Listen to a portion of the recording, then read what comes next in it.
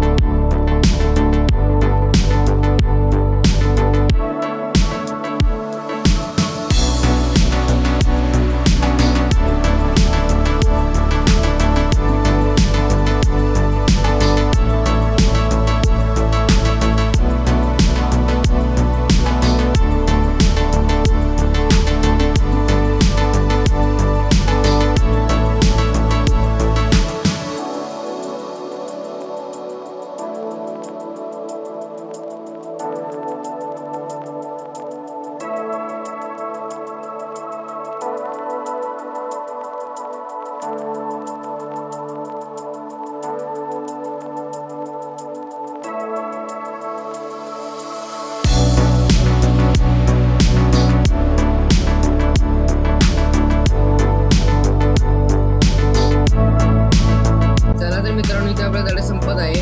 असेच नवीन व्हिडिओ पाहण्यासाठी आपल्या चॅनलला सबस्क्राईब करा आणि हा व्हिडिओ आवडल्यास लाईक करा।